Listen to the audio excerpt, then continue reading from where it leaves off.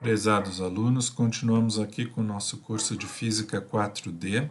Vamos agora para o tópico 4 da unidade 4, que é sobre fissão nuclear e fusão nuclear.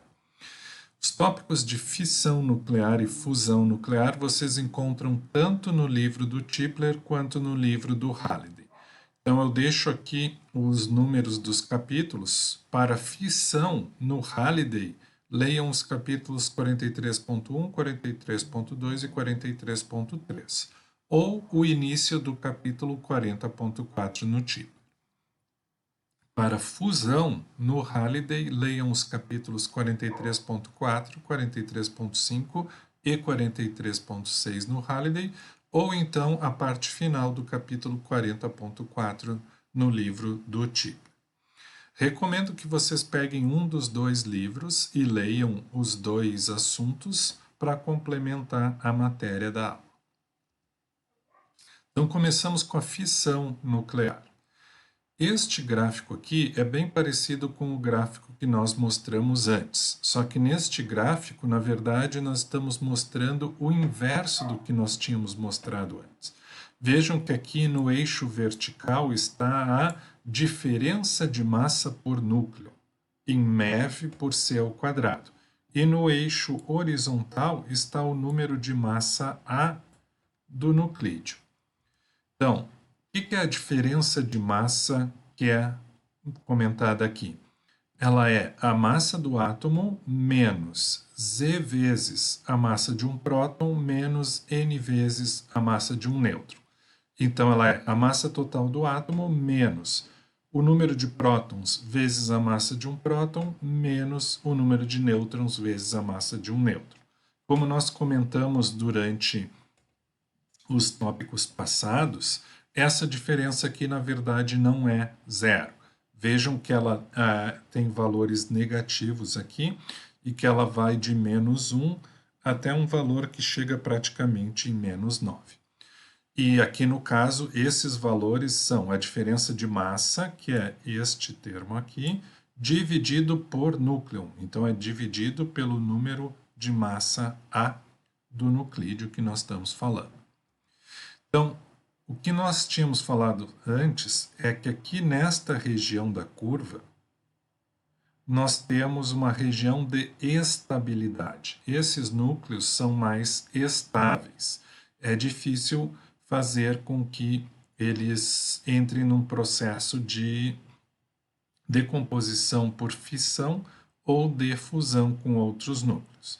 Já os núcleos muito leves, que estão mais nesta região aqui, e os núcleos muito pesados, que estão naquela região lá, têm probabilidade de participar de um processo de fissão nuclear ou de fusão nuclear. Vejam que a maior estabilidade acontece para diferenças de massa menores no sentido de serem mais negativas. Então, as aplicações tanto da fusão nuclear quanto da fissão nuclear para geração de energia elétrica e desenvolvimento de armas nucleares vêm impactando a história recente da humanidade.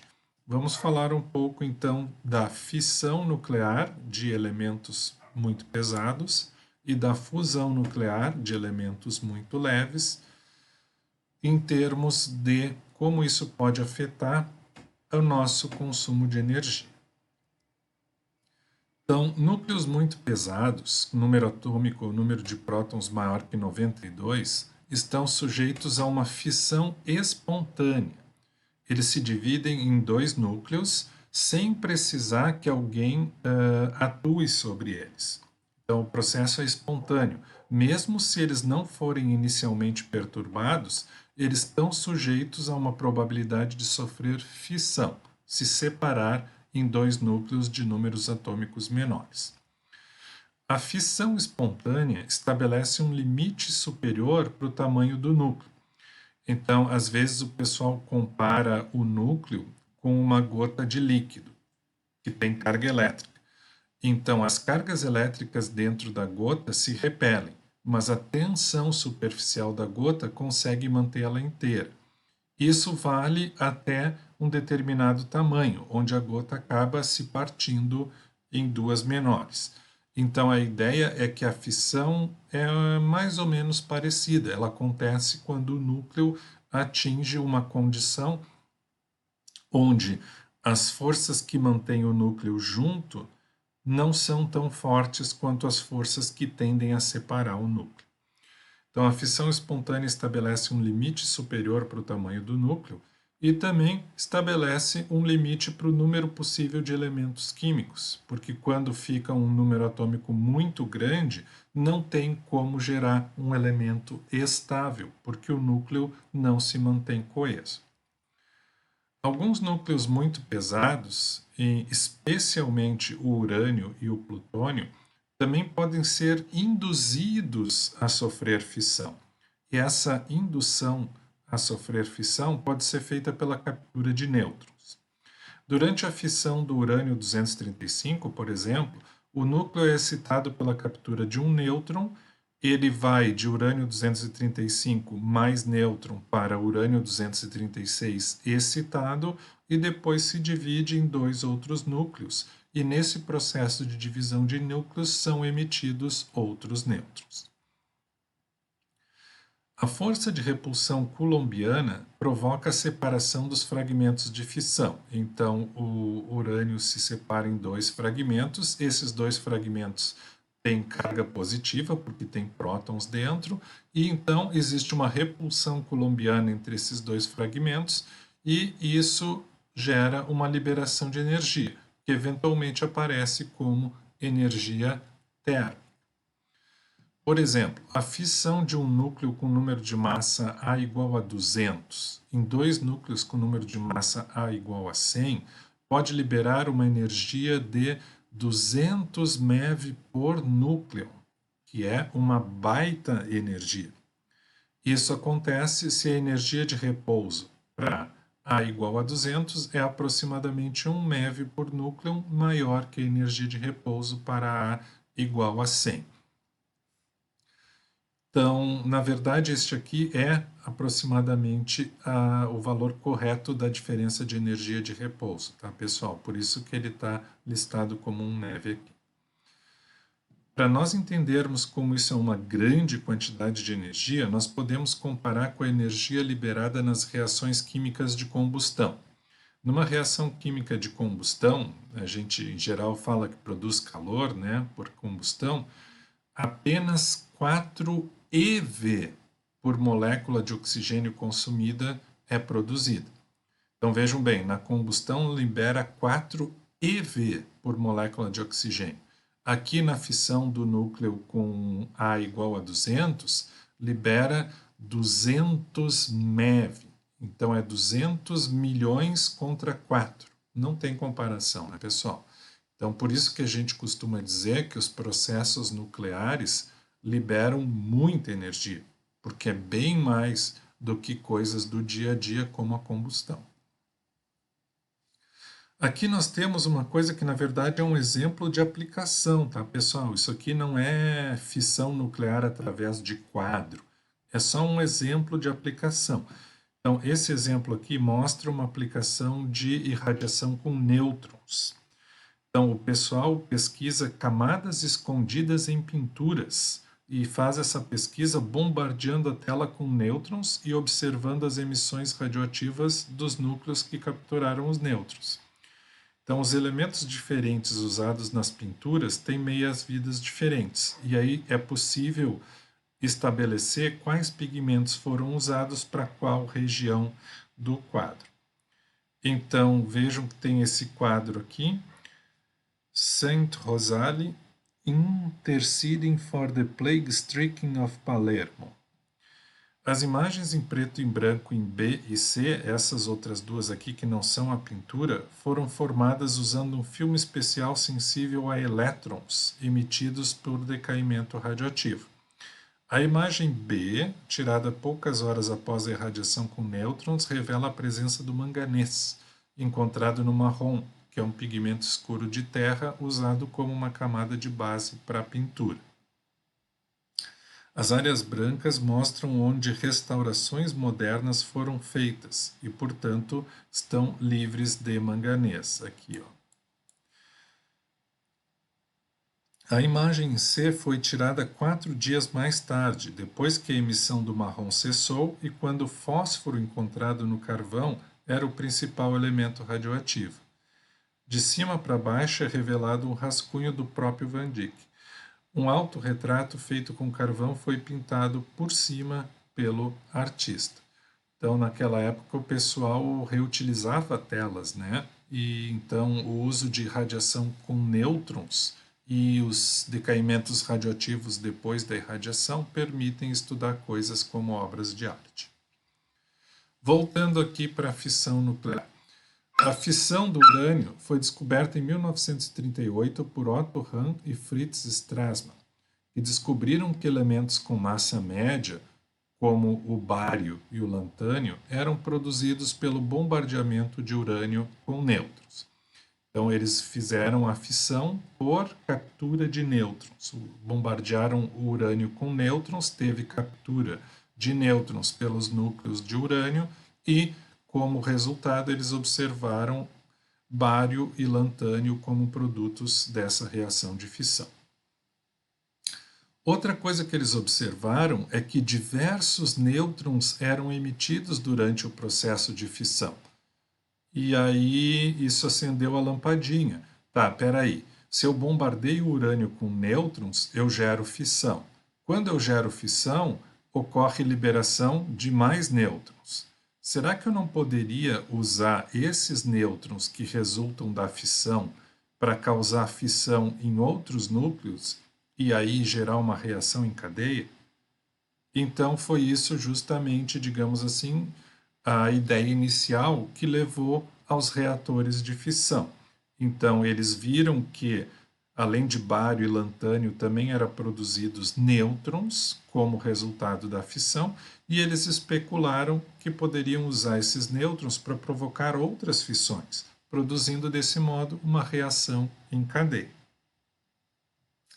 Quando o urânio 235 captura um nêutron, ele vira nêutron mais urânio 235 igual núcleo de urânio 236 excitado.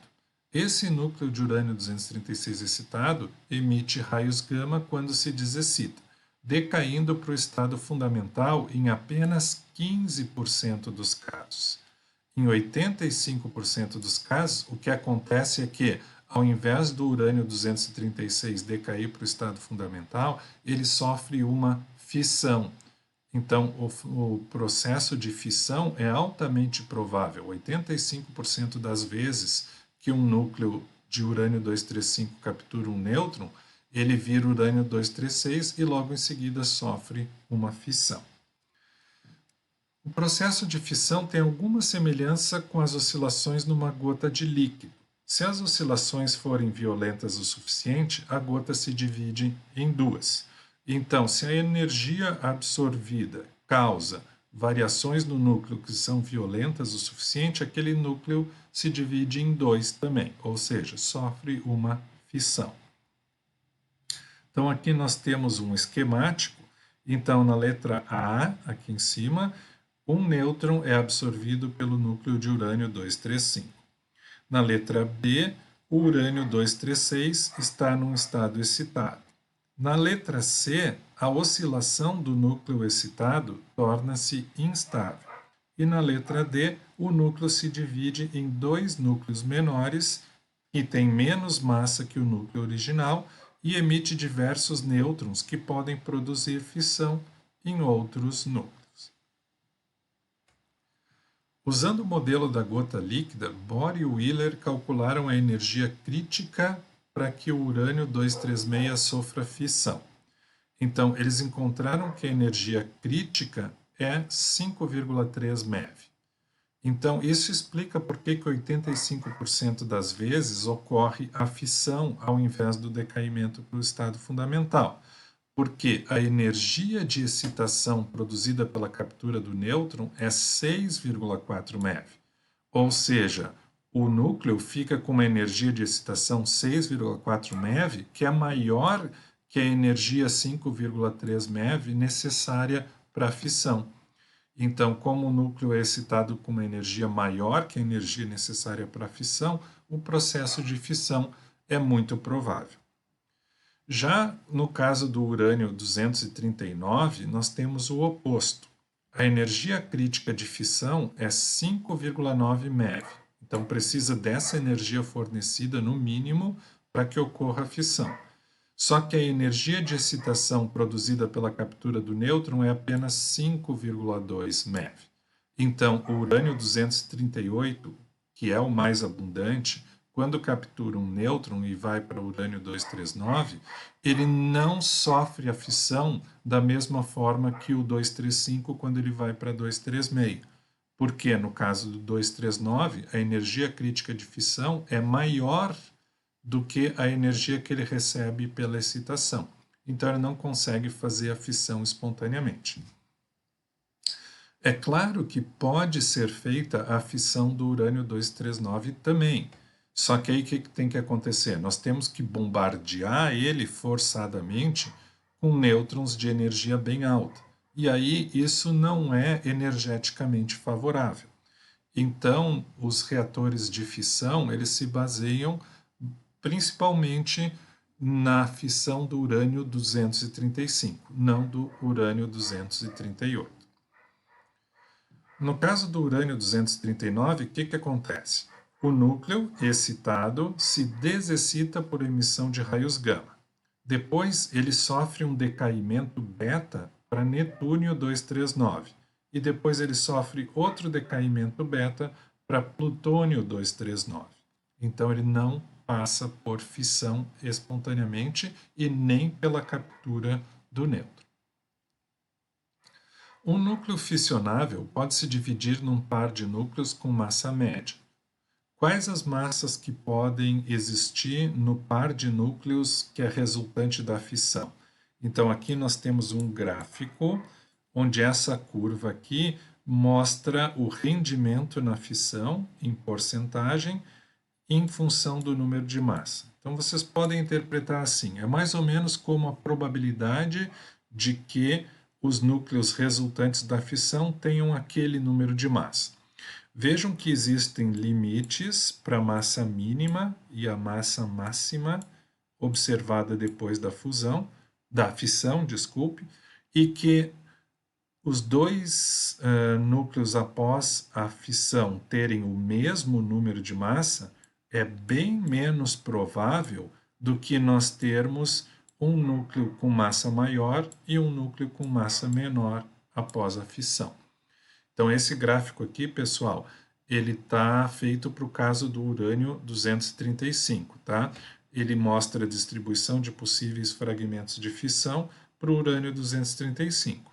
A divisão do urânio 235 em dois fragmentos de massas desiguais é mais provável do que a divisão em fragmentos com massas iguais. Como a gente pode ver pelo gráfico aqui, é mais provável que tenha um núcleo resultante em torno de 100 e outro núcleo resultante em torno de 135, número de massa, fazendo 100 mais 135 igual a 235, do que ter dois núcleos aqui com aproximadamente 117 e 118 como número de massa.